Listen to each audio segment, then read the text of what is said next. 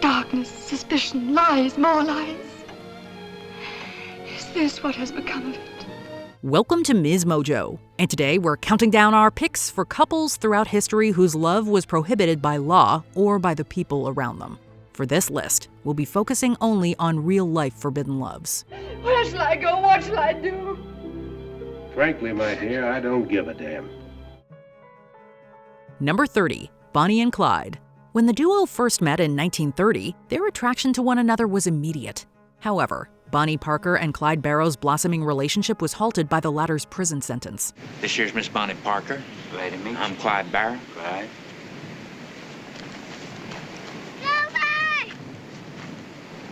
We robbed banks. Bonnie's mother tried convincing her to move on, but she refused. After Clyde was released, the two reunited and began their violent spree. They developed notorious reputations, leading to a manhunt and their eventual execution in 1934. Fueled by passionate love, the desire to escape poverty, and utter contempt for authority, Bonnie Parker and Clyde Barrow united. Afterwards, Parker's mother still forbade their love.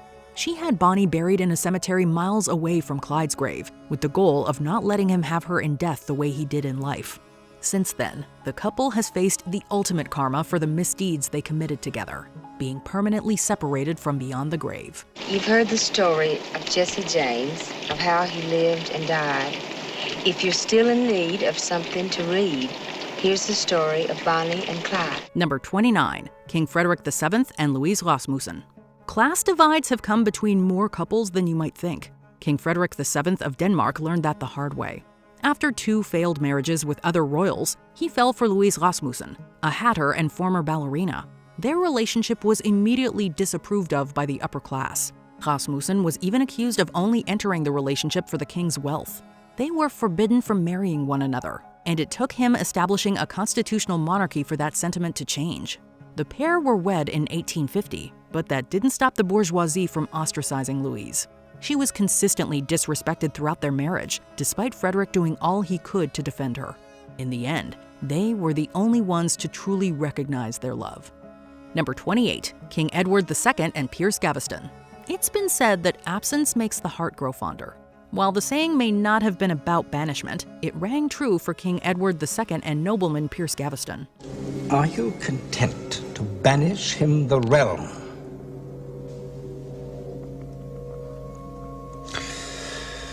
I see I must, and therefore I'm content.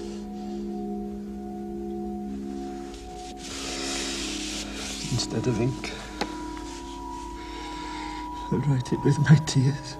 The two had been close from a young age, leading Edward I to banish Gaveston in 1307. It was overturned once his son began his reign, but their troubles were just starting. Gaveston was targeted by Parliament, which resulted in him being deported twice more, and Edward II gave up some of his own power in exchange for his return. After defying orders for the 3rd time in 1312, Gaveston was punished with execution rather than exile. His demise proved that even with all their naysayers' efforts, the two could only be separated by death. My love will never decline. Is all my hope turned to this hell of grief?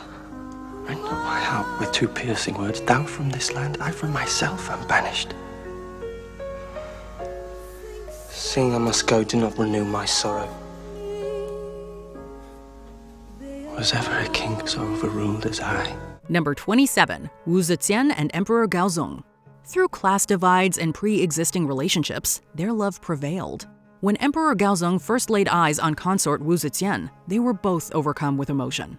To have a woman with such power really threatened the establishment. However, there were several obstacles preventing them from being together, including the latter's status and the former's marriage. Wu soon rose in Gaozong's personal ranks and overshadowed everyone from his wife to his previously favored consort. She had hundreds of members of the ruling family executed. The violence and reign of terror, you could say, was extreme. By 660, the pair ruled side by side. The power soon went to her head, and she interfered so often that other higher-ups urged Gaozong to leave her. He refused, and upon his death, she assumed the role of empress. Although her legacy was that of a cruel leader, there's no indication that her love for Gaozong was fake. But she was not without a conscience. She was very troubled by what she'd done. Number 26, Qais ibn al-Mulawa and Layla al-Amiriya. Forbidden love isn't a new concept. It dates back to ancient times, with couples like Qais ibn al-Mulawa and Layla al-Amiriya being forced apart. The two first met as children in the 7th century, where they quickly became close. However, Layla's father refused to permit a relationship. Though they couldn't be together physically, their bond prevailed through art.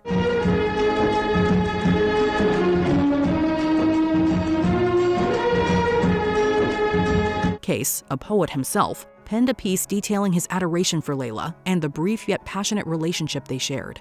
Their story went on to become legend, with a fictionalized version being passed down from one generation to another.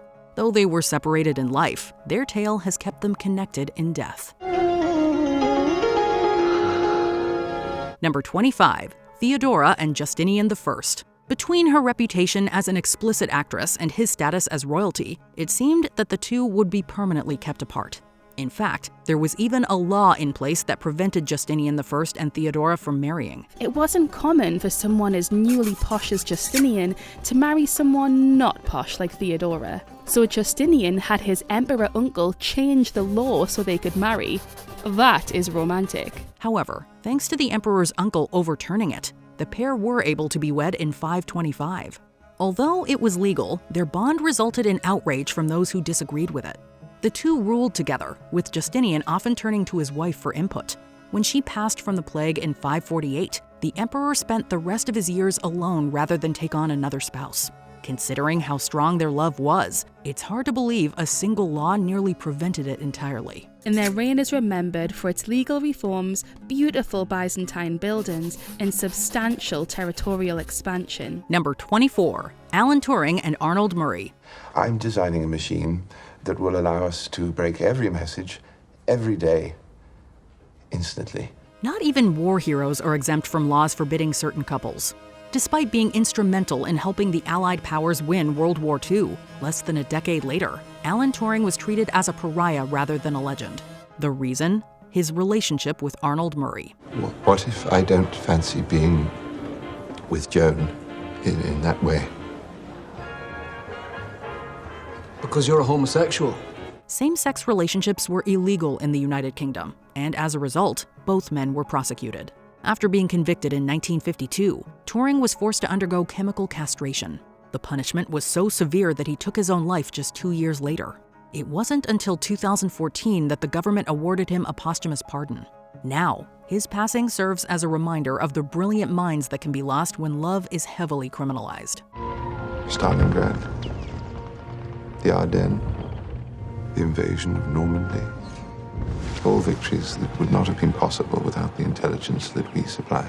Number 23, Clark Gable and Carole Lombard. They were two of the most beautiful people in Hollywood, and they were married, and they had this supposed idyllic life, so I think that they epitomize the glamour of a lost time, like a pre-World War II innocence. If life were like one of their movies, they may have had a chance at a happy ending. When Carole Lombard and Clark Gable first met, they were nothing more than co-stars. When they met again in 1936, Lombard was divorced and Gable was still legally wed. The gossip columnists in the papers in LA were all aware of exactly what was going on with Lombard and Gable. They just never wrote about it because they were under the control of the studio. Despite that, they entered a relationship. Gable finalized his divorce and married Lombard in 1939, and for years, the two were happy. Their bond was cut short in 1942 when Carole lost her life in a plane crash. Clark was so devastated by the loss that when he passed away in 1960, he was buried next to her. Though they were prevented from living the rest of their lives together, they were at least reunited in death. Carole Lombard was the love of Gable's life, and so she was the woman that he could never have again. He was the woman he could look for and try to replace and try to possess, but he could never replace her because there was only one Carole Lombard. Number 22, Admiral Lord Nelson and Emma Lady Hamilton. Now don't say any more. Here you are. There. Now I'll tell you all the news, and all the gossip too, if you're interested. First item, the King of England is pleased to elevate Sir Horatio Nelson to the peerage. You are now Lord Nelson. The right match can sometimes occur at the wrong time. Admiral Lord Nelson and Emma, Lady Hamilton, met in 1793, while both in reportedly loveless marriages. When Nelson returned from war injured in 1798, Emma and her husband took him in, where she personally treated Nelson. It wasn't long after that they began an affair. When she fell pregnant in 1800, she traveled back with the Admiral to his home, which led to gossip about their relationship quickly spreading. However, as long as Nelson's first wife was still living, he could never be married to Emma. This fact meant that they were together in everything but name, and when Nelson passed in 1805, her hopes of becoming his bride were dashed for good. We must obey the creeds and codes that we've sworn our lives to.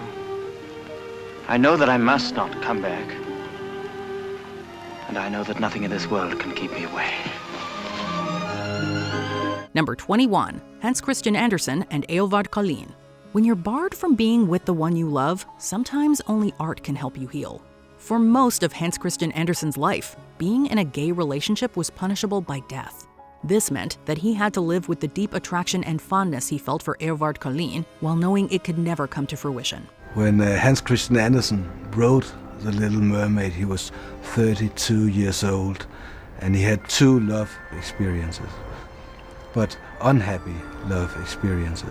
He expressed his feelings to Collin personally, who rebuffed his advances. It's believed that Andersen used this experience as partial inspiration for The Little Mermaid.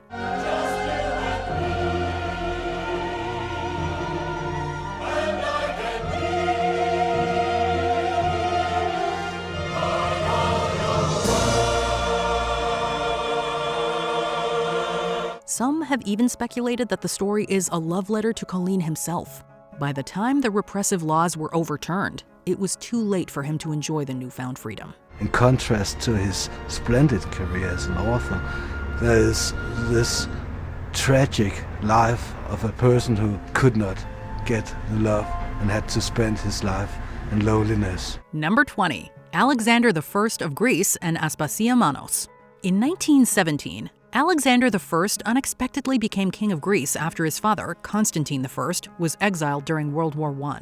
Alexander had fallen in love with his childhood friend Aspasia Manos and was determined to marry her even though she was a commoner. By Harry, I won't have it! You're a prince, and you're going to marry a princess! Initially, his father persuaded him to wait until after the war, but by 1919, Alexander defied him and married Manos in a secret ceremony. This wedding caused a huge uproar as it was done without the archbishop's consent, which went against the Greek constitution. The couple was forced to flee temporarily to Paris, and Manos was never officially recognized as queen. However, their marriage was short-lived, as Alexander tragically died in 1920 from an infection caused by a monkey bite. Animals will do that. They lack soul. Number 19, Oscar Wilde and Lord Alfred Douglas. The love affair between the Irish playwright Oscar Wilde and Lord Alfred Douglas began in 1891, while Wilde was married to his wife Constance Lloyd. This relationship was illegal, as same-sex relationships were criminalized in Victorian England under the gross indecency law. Not only was their love frowned upon by society, it was also antagonized by Douglas's father John, the Marquess of Queensberry. You will cease to see Wilde, or I'll cut you off without a penny. As though I wanted your money. What little you have left from your tarts. How dare you speak to your father like that? Determined to end the affair, John publicly accused Wilde of being gay, which led to a libel suit. However, the trial unearthed Wilde's intimate letters to Douglas, resulting in him being arrested and convicted of gross indecency. After serving 2 years in prison, Wilde spent his final years in exile, briefly living with Douglas before they parted ways forever. Life cheats us with shadows. We ask it for pleasure, it gives it to us, with bitterness and disappointment in its train. And we find ourselves looking with dull heart of stone at the tress of gold-flecked hair that we had once so wildly worshipped. Number 18, Camila O'Gorman and Father Ladislao Gutierrez. Camila O'Gorman was only 23 years old when she was executed by Argentine dictator Juan Manuel de Rosas, simply for falling in love. O'Gorman was a close friend of Rosas's daughter, Manuelita, but after meeting Catholic priest Father Ladislao Gutierrez, they eloped, knowing their relationship was forbidden. The couple settled in a small town where they lived as a married couple under assumed names. They decided to flee to the northeast of Argentina and seek asylum as a married couple. The couple set up a school in the town and became teachers. However, their disappearance became a public matter after O'Gorman's father claimed the priest had kidnapped her, and Rosas was accused by his opponents of corrupting Argentine women. This pressured him to quickly find the couple and set an example. In 1848, despite pleas from his daughter, Rosas ordered their execution, even though O'Gorman was reportedly 8 months pregnant. The couple are regarded as national martyrs in Argentina. Two lovers who defied a tyrannical ruler in the name of love will remain an inspiration for all oppressed lovebirds around the globe. Number 17. Mala Zimetbaum and Edward Galinsky. This tragic love story was set against the harrowing backdrop of the Holocaust. Mala Zimetbaum and Edward Galinsky were both prisoners who met at the Auschwitz concentration camp.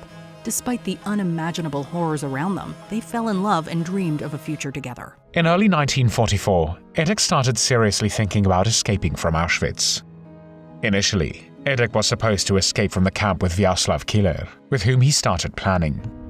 They decided that the best way was to leave the camp disguised as SS men. After devising a plan to escape, they managed to do so in June 1944, with Galinsky dressed as an SS guard and Zimetbaum posing as a prisoner being taken to work. However, they were caught after just 2 weeks and returned to Auschwitz, where they were sentenced to death. As they faced the gallows, Zimetbaum put up a final act of defiance by attempting to take her own life before the Nazi executioners could carry out their orders. Mala slapped the guard's face with her bloody hand and shouted at the guard, "You all shall dearly pay for your deeds." Then she turned to the assembled prisoners, trying to encourage them. "I was outside. The end of the war is nearing. Be strong and firm." Number 16. Mary and Percy Shelley. Born Mary Wollstonecraft Godwin to philosopher William Godwin and feminist writer Mary Wollstonecraft, Mary Shelley is best known as the author of the classic Gothic novel Frankenstein. In her teenage years, she met Percy Shelley, a radical poet who was her father's protege. Although Percy was married, the two began seeing each other and subsequently fell in love. Their empty covenant has no power over us.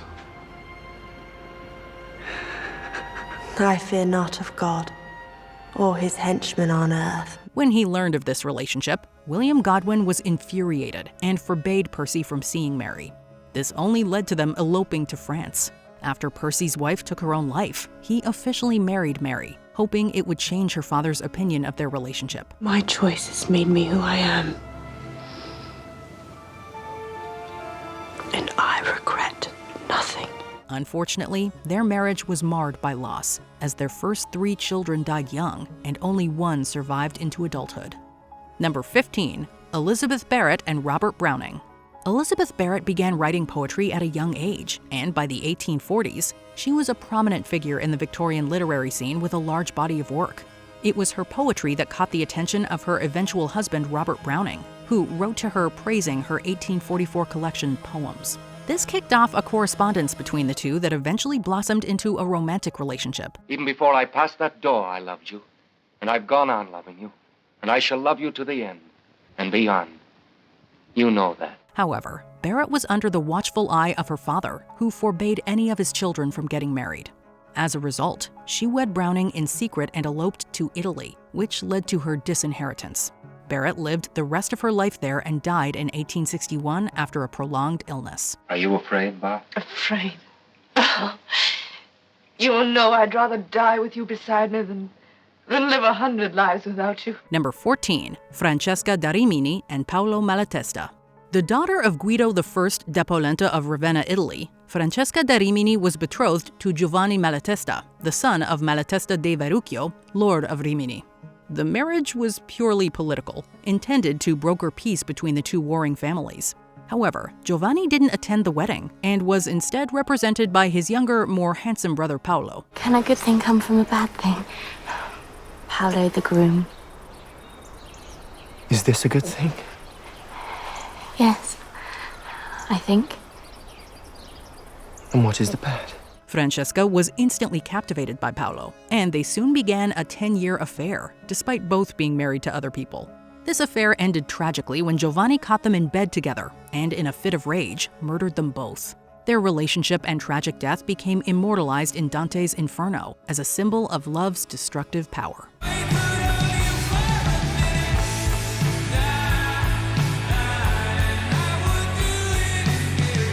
Number 13. Prince Rudolf of Austria and Baroness Mary Vetsera. As the only son of Emperor Franz Josef, Prince Rudolf was the heir apparent to the Austro-Hungarian throne from birth. His marriage to Princess Stephanie of Belgium started happily, but deteriorated following the birth of their daughter. After purchasing Meierling, an imperial hunting lodge, Rudolf began an affair with a teenage baroness named Mary Vetsera. Good evening, Your Highness. Good evening, my love. Oh, take me away, please take me away. Their relationship was scandalous due to their age difference, Rudolf's marriage, and the fact that Vetsera came from a lower noble family. When Vetsera's family found out about the affair, they were reportedly enraged and disapproved of it. Perhaps seeing no future together, Rudolf and Vetsera made a pact to end their lives at the hunting lodge, in what is now known as the Meierling incident. Rudolf convinced the poor girl that the world was out to get them and they needed to die for their love. Mary, who was herself a melancholy romantic, she agreed. Number 12. Archduke Franz Ferdinand and Countess Sophie Hotek. After the deaths of Prince Rudolf and his father Karl Ludwig, Archduke Franz Ferdinand became the presumptive heir to the Austro-Hungarian throne. As such, he was expected to marry a woman from a European dynasty. However, he fell in love with Countess Sophie Hotek, a lady-in-waiting whose family did not meet that standard. She was merely the fourth daughter of a minor noble Czech family. Her family's dire financial conditions had forced her to become a lowly ranked servant for the Archduchess Isabella. In the eyes of the royalty, she was ranked barely above a commoner. Ferdinand was determined to marry Hotek, but he faced resistance from her mistress, Archduchess Isabella, and Emperor Franz Josef. The emperor initially refused to permit the marriage, but ultimately relented amid pressure from Ferdinand's stepmother. They were allowed to marry in 1900 under the condition it would be a morganatic marriage, meaning their children couldn't inherit the throne. Their love endured despite this limitation until their assassination in 1914, which sparked World War I. Franz Ferdinand uttered his last words while clutching his lifeless wife. Sophie dear, don't die. Stay alive for the children. Number 11. Inês de Castro and Pedro I of Portugal. Pedro I of Portugal first wed Constanza of Castile in 1340, a union arranged by his father, King Afonso IV. However, it was Constanza's lady-in-waiting, Inês de Castro, who truly caught his eye. By 1342 or 1343, it was an open secret at the Portuguese court that the two were engaged in an extramarital affair, although Peter and Constanza did have children in the early 1340s. King Afonso strongly opposed their affair, as he feared Inês's influence over his son and viewed her as a threat to the kingdom's stability. After Constanza died in childbirth, Afonso urged Pedro to marry another woman, but he refused. Frustrated by his inability to separate them, Afonso ordered Inês's assassination, which devastated Pedro. He swore revenge and even revolted against his father for having killed her, thus creating a civil war in Portugal. When he ultimately became king, Pedro declared Inês queen posthumously, then hunted down her killers and executed them. Legend has it he even exhumed her remains, placed them on the throne, and forced the nobles to pay her homage. Number 10. Edward VIII and Wallis Simpson. What could cause a man to give up his title as King of England? A great love, of course. That I have found it impossible to carry the heavy burden of responsibility and to discharge my duties as king as I would wish to do, without the help and support of the woman I love. In the early 1930s, before he was crowned, Edward VIII met American socialite and divorcee Wallis Simpson, with whom he would eventually begin a relationship. He wished to marry her, but because she had been divorced, it was unprecedented and forbidden. David, let's stop all this talk about marriage. It frightens me and I can't see any good coming of it. Why? Your family will never stand for it. The Prime Minister won't stand for it. Making a monumental sacrifice in the name of love, he abdicated the throne, leaving the position to his brother George VI. Sadly, not every tale of forbidden royal love gets a happy ending. Queen Elizabeth II's sister Margaret was ultimately prevented from marrying the divorced man she loved, Peter Townsend. I'm so sorry. You will love others. Number 9. Alexander I of Serbia and Draga Mašin. Be warned, this love story ends in tragedy. Alexander Obrenović became king of Serbia when he was only 16 years old. In 1900, 7 years later, Alexander shocked the court when he announced his intention to marry Draga Mašin. a widow 12 years older than himself who had previously been a lady-in-waiting for his mother. Because of her lower birth status and the fact that she was deemed too old to produce an heir, they received strong opposition from both the government and wider public. After going ahead with their nuptials anyway, the king and queen were killed by conspirators in 1903. Number 8. Héloïse and Peter Abelard. 12th century French philosopher Peter Abelard is known for his theology, but with the passing of time, his love affair with the young maiden Héloïse d'Argenteuil has become arguably his most famous legacy. Tell me what you like to read. Philosophy, science, mathematics, astronomy. Theology? Some. Romances? 7 letters still exist which were passed between the two lovers, and this is the basis of what historians know of their courtship. After studying under his tutelage, Héloïse became pregnant. Though married in secret, their nuptials became public knowledge, and so Héloïse was sent to become a nun.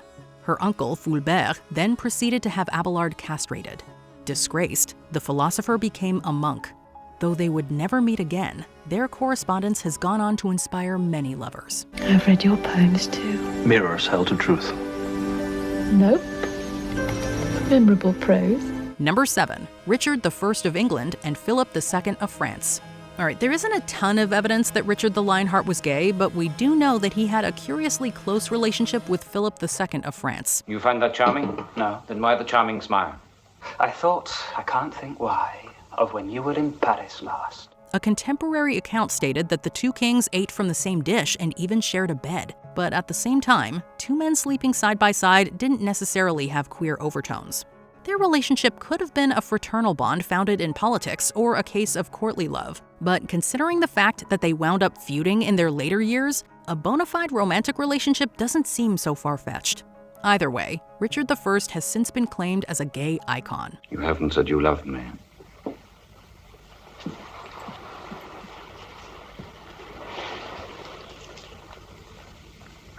When the time comes. Number 6. Dante Alighieri and Beatrice Portinari. E si incontrarono tra una di queste case ad una festa.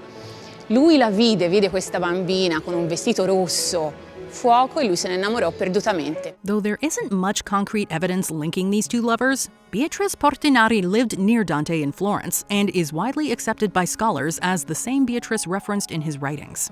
Not only did Beatrice serve as Dante's muse for his work La Vita Nuova, but also as the heavenly guide in his Divine Comedy. Portrayed as a powerful heavenly figure, she leads Dante through Paradiso's concentric spheres of heaven until he is finally face to face with God. Was Dante's love an unrequited one, or was it societal pressures and proper decorum that kept these two lovers apart? We'll never know for sure. What we do know, however, is that Beatrice was married to another man and Dante to another woman, and that she died young at the age of 24. Number 5. Richard and Mildred Loving. You may be familiar with this racially charged tale of forbidden love, which was adapted into an Academy Award-nominated film in 2016. But in case you missed it, allow us to fill you in. Richard and Mildred Loving were happily married in 1958 in Washington, D.C., and then went back home to Virginia. The only problem? Mildred was black and Richard was white, and while their community was notably integrated, interracial marriage remained illegal. People had been mixing all the time, so I didn't know any different. I didn't know there was a law against it. Soon after their wedding, they were arrested for violating sections of the Virginia Code. Their case ended up in the Supreme Court, and they made history when they caused the law prohibiting interracial marriage to be abolished. Talk about a love that can conquer all boundaries and obstacles. Do you think that this brings you closer together? Yes, I do, I think. Number 4. Nicholas II of Russia and Alexandra Feodorovna. For Nicholas II, it was reportedly love at first sight when he met his future wife Alexandra, formerly known as Alex of Hesse and by Rhine, the favorite granddaughter of Queen Victoria and presumed future Queen of England. Walked around the entire day in a haze, not fully conscious actually of what happened to me. The two fell for each other at the marriage of Alex's sister to Nicholas's uncle. Despite this history of intermarriage between their two families, however, Alex's German ancestry made her an unfit match in the eyes of Nicholas's father, Tsar Alexander III. Though the family eventually relented, sadly, as anyone familiar with Russian history will tell you, there is no happy ending. Nicholas, Alexandra, and their children were all executed by the Bolsheviks in 1918. Do you remember Levadia in the spring? cherry blossom.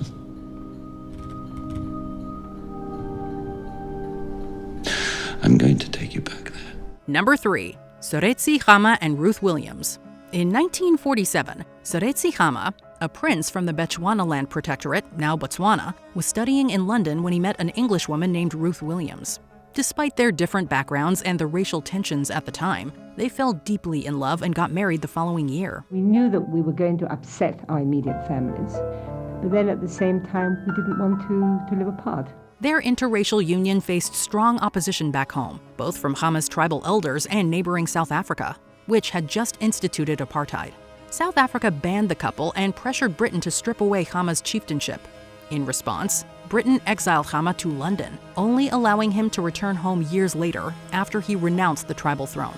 Khama eventually led Bechuanaland to independence in 1966 and became Botswana's first president, with Williams as his first lady. Just the fact that people were trying to separate us, even after we were married, they were still trying to separate us. Somebody described it one time as trying to split the atom. Number 2. Napoleon and Josephine. The love story between Napoleon Bonaparte and Josephine de Beauharnais is a well-documented and tumultuous one. When the couple met, Napoleon was immediately smitten. But because Josephine was his elder by several years, already had 2 children, and had previously been the mistress of several other prominent figures, their partnership was strongly contested by his family. Sire, I think you should take all the time you need. You will find a delicate way of explaining it to her. Explaining it to her is not a problem. I love her. They were married nonetheless, and their love letters to one another will go down in history as some of the most romantic ever written. Several years into their marriage and following multiple affairs, when Josephine had still not produced an heir to the throne, Napoleon divorced her for the sake of his legacy, despite still loving her. Do you doubt it? Not when you look at me like that. Not when we're alone, just the 2 of us. It's the other people who frighten me and spoil everything. Before we continue, be sure to subscribe to our channel and ring the bell to get notified about our latest videos. You have the option to be notified for occasional videos or all of them. If you're on your phone, make sure you go into your settings and switch on notifications. Number 1. Mark Antony and Cleopatra. Though depictions of Cleopatra have varied greatly in works of fiction, there is no doubt about the veracity of the love that the Ptolemaic Queen of Egypt shared with the married Roman general Mark Antony. Their affair was the cause of much strife between regions, with Octavian, who was his fellow triumvir and brother-in-law, ultimately declaring war on Antony's mistress Cleopatra. Octavian will burn the palace tomorrow. We must decide how to end this. And win. There is debate among historians as to how exactly these 2 lovers met their end, but the most widely accepted is that they both ended their own lives shortly after one another. Before the film adaptations, their story was first immortalized and made popular in Shakespeare's famous play Antony and Cleopatra, which adheres loosely to the real-life events. Dear me, Queen! The strong necessity of time commands our services a while. But my full heart remains in use with you. Which of these forbidden couples do you think has the most tragic story? Let us know in the comments.